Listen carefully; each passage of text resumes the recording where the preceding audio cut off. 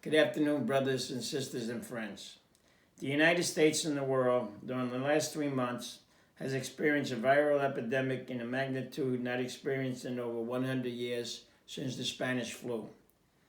That flu lasted from January 1918 to December 20th, 1920. It came in waves, and while the number of deaths are unclear, estimates range from 20 million to 50 million.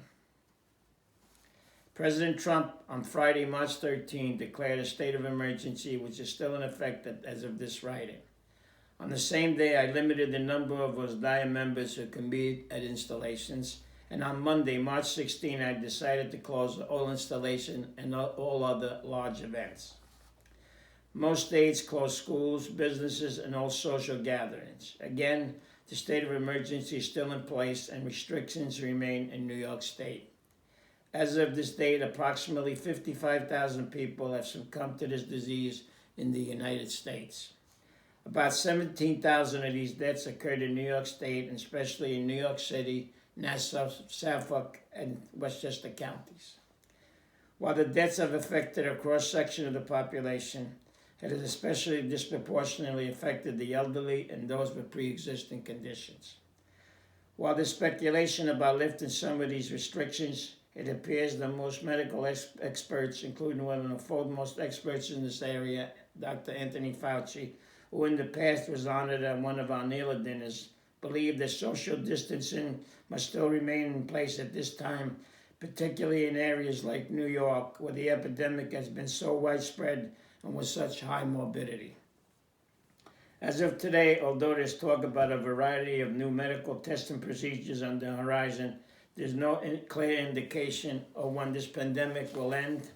More importantly, we do not know when the general public, and especially our members, will feel safe to return to normal life, be willing to participate in large gatherings, or travel outside the general vicinity of their homes.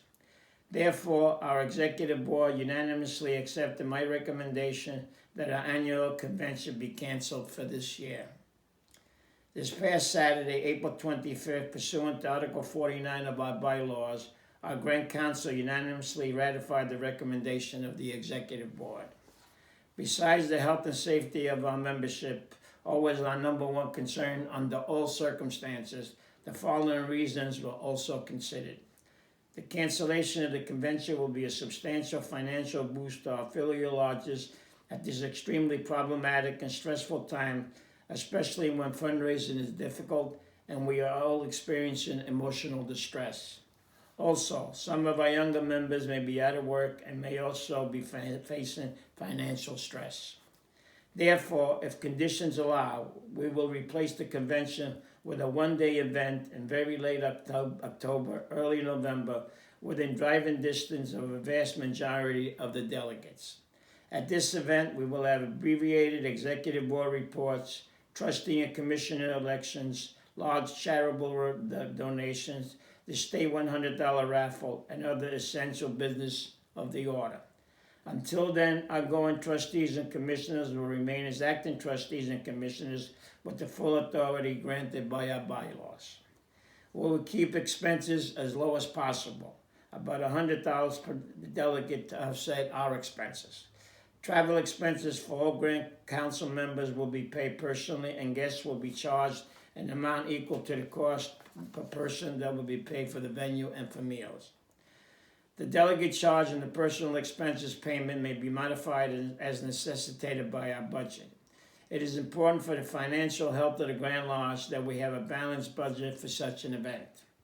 For your information, all executive board members have agreed to forego the usual honorarium for the first quarter of the 2021 fiscal year, and we will continue to do so until we are certain that we can meet our April 1st, 2020 to March 21st, 2021 budget.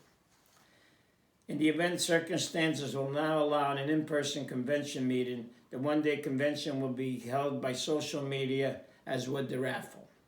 The elections will be conducted by mail-in system, which will be designed to be as foolproof and fair as possible to all candidates. We would greatly appreciate if you continue to sell the $100 raffle tickets.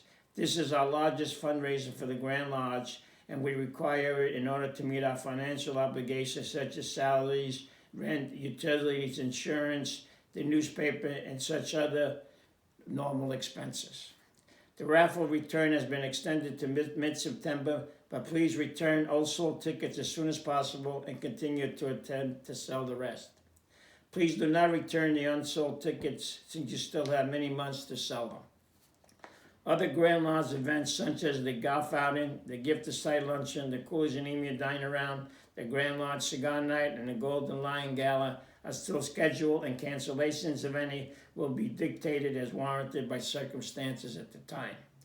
All filial lodge meetings and events will continue to be suspended until further notice. Please rest assured that your health and safety will always be our number one concern.